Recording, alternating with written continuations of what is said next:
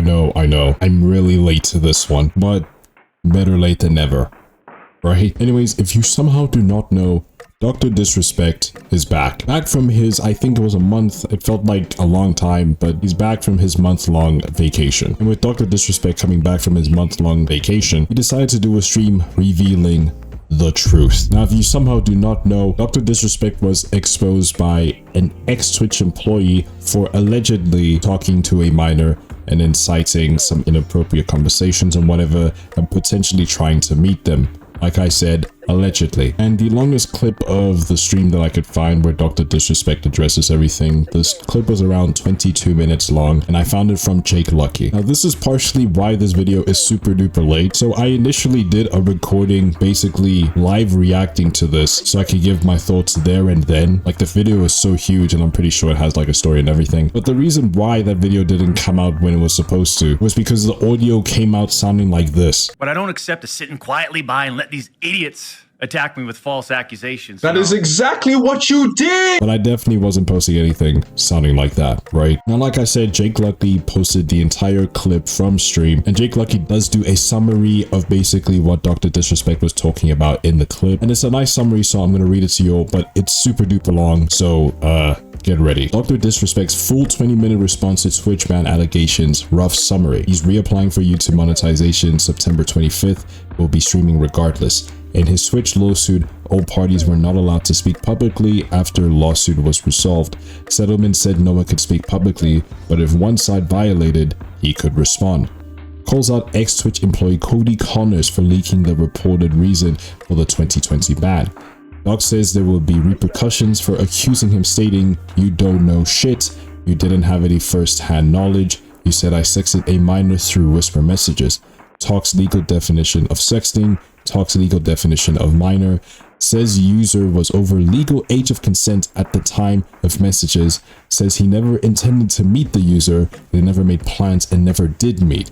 Twitch's trust and safety team admitted the messages weren't sexting and acknowledged it didn't constitute child sexual abuse material. He says there was no exchange of sexually explicit images or messages. He said he used the term inappropriate purposefully in his initial response, but said it was mutual bantering with inappropriate jokes taken out of context.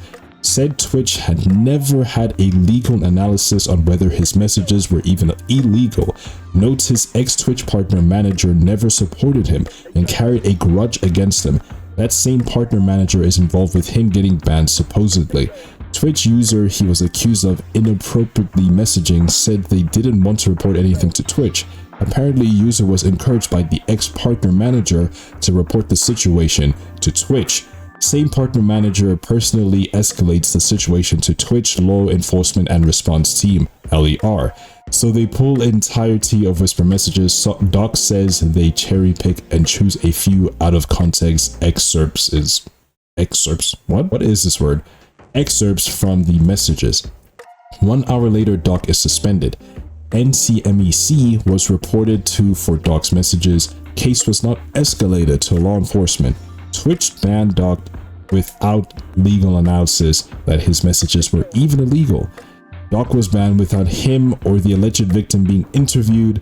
A judge determined his messages weren't illegal. Says he's 6'8", beautiful. Okay, bro. Accuses other Twitch streamers of bad acts but were never banned. Someone used the N-word repeatedly on stream. Was deemed not a breach of Twitch's policies. Streamers was reported doing things with dead animals and discussing pedophilia topics, but given a multi-million-dollar contract, etc., etc. Accuses Twitch of using this as a way to terminate his contract. References 2 big streamers being signed to leave Twitch around this time.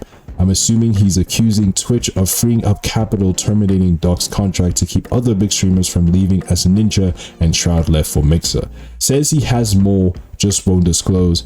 These are all statements according to Dr. Disrespect. Now that is a lot to swallow, and shout out Jake for the basically nice summary. Now with this response came a bunch of, people saying some things. I'm talking about big content creators. Dr. Lupo has a response to it, and even Nick Merckx. Now, Nick Merckx just gave his response basically saying like, yo, it doesn't matter if the messages were legal or not illegal. What you did was super messed up, and I don't, associate with that. He basically stood on business. Now, Dr. Lupo just basically called everyone just stupid. Well, not everyone, but like people who still believe Doc, basically. It was just a whole roast, man. You expect me to not turn my back? Bro, y'all, there's no way you do not have fucking brain damage from this. And according to a summary from Nick Merckx responded to Dr. Disrespect return and says, Doc apologized to them the day his statement released. Nick doesn't care about the legal side of it. Thinks Twitch was plotting against Doc still. He needs to reveal the whispers. If he's backtracking now, he won't associate with him again. And to back it up even further, there's even a tweet by Nick Merckx saying, this R-word Dr. Disrespect is married with children pushing 40. Admits to texting a minor inappropriately. His words, not mine. So I cut ties, because obviously that's inexcusable. Now I'm a friend for not having his back. Bunch of brain rot morons on this app. I don't know why it went southern. Now, it's pretty clear to see that Nick Merckx does not associate or like or try to, defend Dr. Disrespect in any sort of way. And obviously the same with Dr. Lupo. He went off on the people who are still trying to, defend Mr. Disrespect. And as far as I'm aware of the situation, that's all I really got. Now, like I said, I did watch the video, but I only watched it a few days ago. And I've had some time to, think about it. And, with everyone's opinions and everything, what do I think? Well, with the story that Dr. Disrespect gives, it's a little more complicated now. Now, this may sound weird and super duper controversial, but Dr. Disrespect has a sound explanation. Hold on, relax. Let me explain. So when the whole thing with Dr. Disrespect happened, I wasn't really sold in terms of like, oh yeah, he actually did that thing. He actually did talk to a minor and it was super duper inappropriate, right? I wasn't really sold until one piece of crucial, not necessarily evidence, but one action really turned my tide and be like, oh yeah, he definitely did do that. And that was a Midnight Society tweet. On June 24th, Midnight Society made a tweet that says, on Friday evening, we became aware of an allegation against one of our co-founders, Guy B, aka Dr. Disrespect. We assumed his innocence and began speaking with parties involved. And in order to maintain our principles and standards as a studio and individuals, we needed to act. For this reason, we are terminating our relationship with Guy Beam immediately. While these facts are difficult to hear and even more difficult to accept, it is our duty to act with dignity on behalf of all individuals involved, especially the 55 developers and families we have employed along with our community of players. This tweet for me is the most powerful, not technically evidence, but to me is evidential of something, right? The second and third paragraph are so overpowered in this case. They assume that, yo, this guy's innocent, but let's consult with the proper parties, right? Basically like, yo, we looked into it, and for that reason, he is gone. Dr. Disrespect wasn't just, some dude to this Midnight Society thing, right? If you don't know, Midnight Society is basically a developer team, and they are making a game, as far as I'm aware, it's called Dead Drop, something like that. I know it's meant to be like a COD kill or something like that. And the only time that I saw anything relating to Dead Drop or the game, or heard it from anyone, anywhere, anytime, it was from Dr. Disrespect. Dr. Disrespect invested a lot into this game and was basically the only type of advertisement I saw about this game. So they're not just like letting go of some employee who did something wrong, right? They're letting go of, a co-founder who is basically one of the pillars of this game and this dev team. No sane company would make that decision unless they found something that was super duper incriminating, in my personal opinion. Even from a moral standpoint, they didn't even need to do it. Yes, maybe Midnight Society could have gotten, quite a bit of hate from it. Being like, oh, one of your co-founders is, a pedophile. What are you doing? Maybe they did do it to let go of the hate, but like I said, it is such a huge thing. They would lose more letting go of Dr. Disrespect than, having some hate from, fans and whatever, right? This tweet to me was the tweet that really cemented it for me. Now, obviously, there's a lot more reasons, but I already made a video on that. But now let's talk a little bit about the video. So like I said, I watched the video, and Jake Lucky did give a really good summary on the video. And I just want to say, that there are so many contradictions in this video. I think I'm gonna put this as number one because it was a really annoying like point that he tried to make in the video. So basically, unfortunately, some employees from Midnight Society had to get laid off apparently. I forgot if it was because of the dead drop stuff. I mean, I'm just going to assume that it's in relation to, you know, the recent drama around him and the fact that he left the company, or was let go rather. Oh yeah, that too. He didn't leave. He was like let go. It's like he wasn't like, all right, I'm gonna take one for the team and leave. Midnight Society was like, nah, gang, you can go. Like, kicked him out. He said that like he's doing the statement for, you know, his team, he's doing the statement for La Familia, and I find that to be a huge contradiction. And it just makes him, to me, sound more of an asshole, mainly because he had his opportunity to speak out about this, and he fucking fumbled. Not only did he make a response on Twitter a few days after the accusations came out, he actually admitted to inappropriately messaging the minor, or saying the messages did get inappropriate. One of the two, right? So I find it really weird that he's like, okay, I'm doing it for, you know, all my peoples and whatever, right? But at the same time, he took a month off vacation. Like, this is wasn't like, oh, I'm gonna be off the internet, you know, for like a little bit, guys. You know, this is just so overwhelming for me, man. It wasn't any of that. He was like, hey, I got a vacation planned up. All these accusations got brought up, and I'm just gonna go to Puerto Rico. And now you're gonna come back and say, yo, I'm doing this for La Familia. I'm doing this for the employees and my team and whatever. Suck my dick. And also another thing, which is just a huge contradiction as well. Like Jake Lucky says, he says that he used the term inappropriate purposefully in his initial response, but said it was mutual bantering with inappropriate jokes taken out of context. Now, when I watched the video, I do remember him mentioning something like that, but I said he didn't make it out to be like, oh, I said inappropriate at first, but then, you know, I just kind of edited it. Like, he put it on purpose, like he was trying to make a Nicocado avocado from fat to slim type of big brain move, like, I'm always 2 steps ahead of you. That's how he kind of described it, and that to me just does not make any sense whatsoever. He also says that like the media took it out of context, the fact that he said inappropriate, and I just, what the f did you expect? First off, you knew the context of that tweet that you were making, so don't even be surprised that people were taking it out of context like you say, right? If there are accusations saying that you were speaking inappropriately with a minor and you confess to inappropriately speaking with a minor, that's not out of context. You knew the scenario. If inappropriate wasn't the word, then you should have thought about the tweet a little longer and used different wording. You know English, Beam. Now, that's pretty much like some of the contradictions that really annoyed me that I can remember from like the stream, right? Now, another thing, he did mention some points about like Twitch hiring all these really terrible people apparently, and like just complaining that like Twitch banned him for nothing,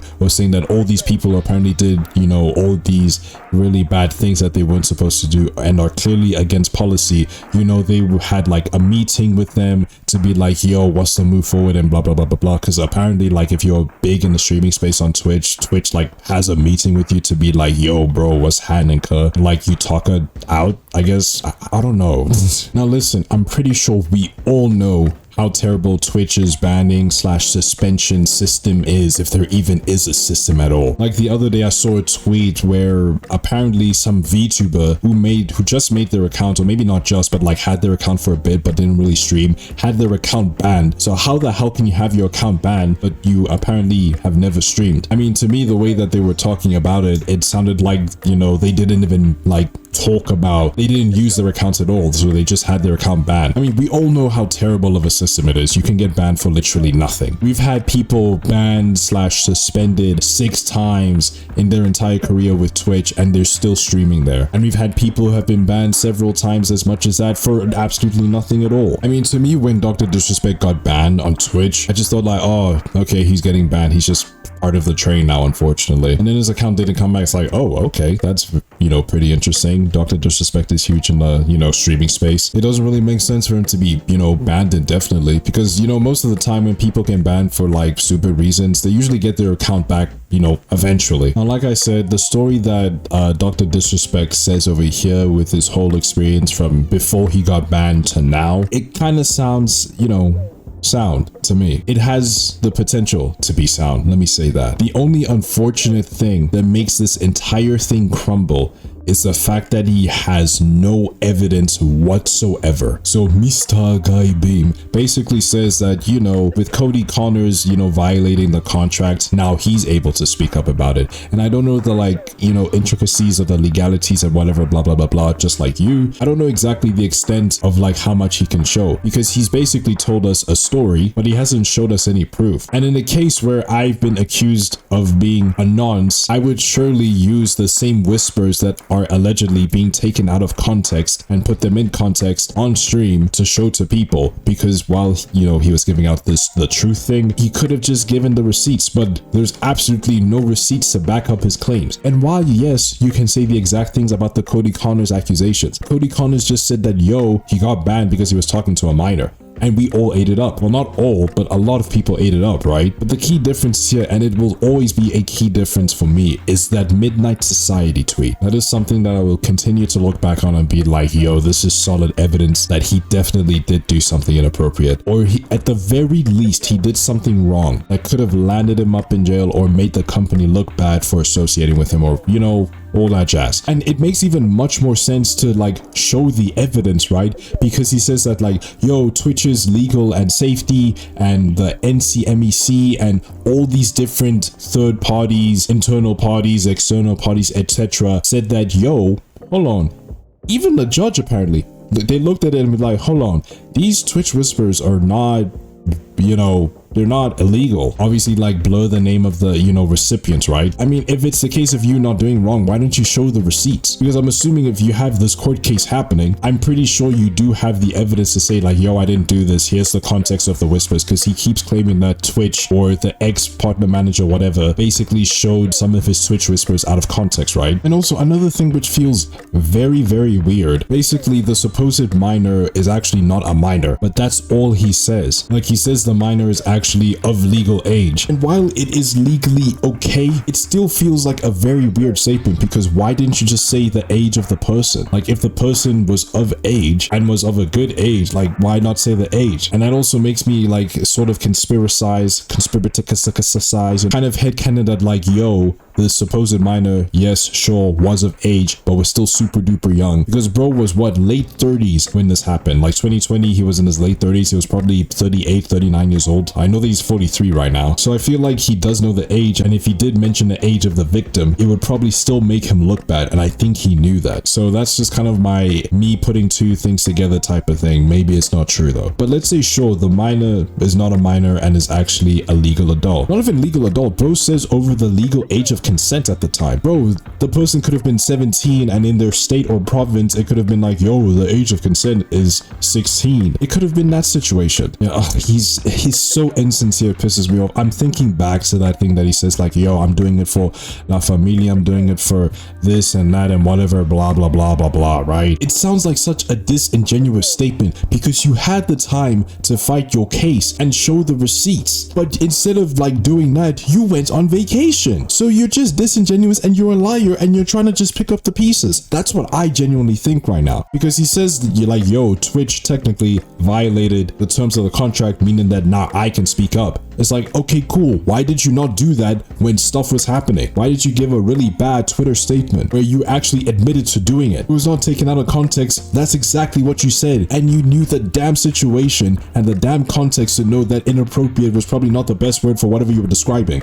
if that is even the truth. Like, when he mentions the layoffs, he looks like he's tearing up a little bit, like he has to take a moment. F out of here. You don't feel shit.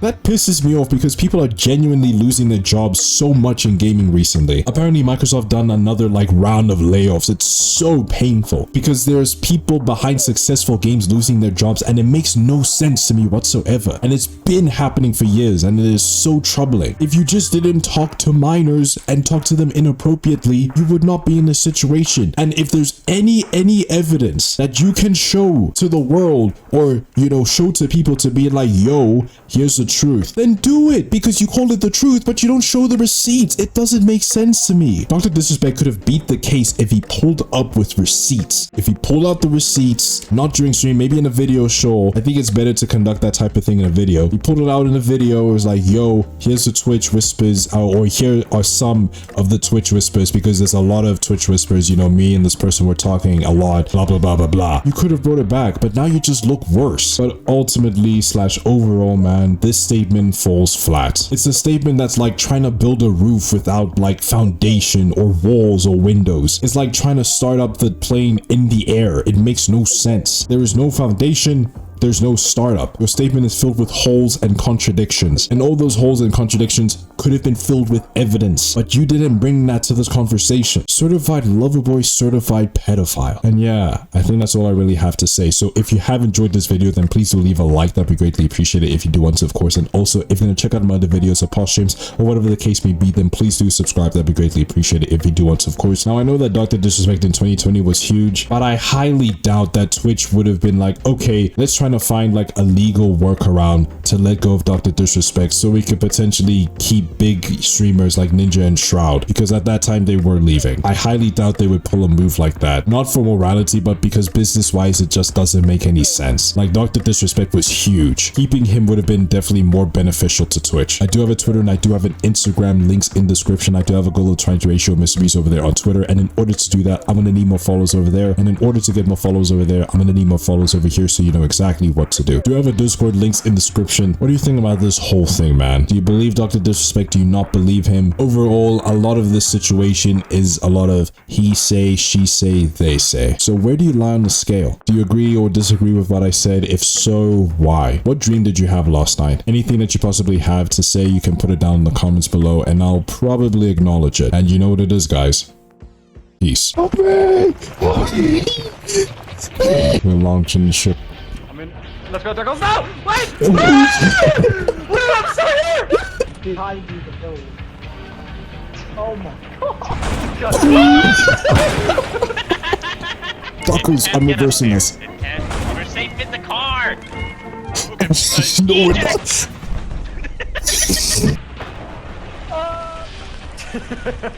What the? What the fuck?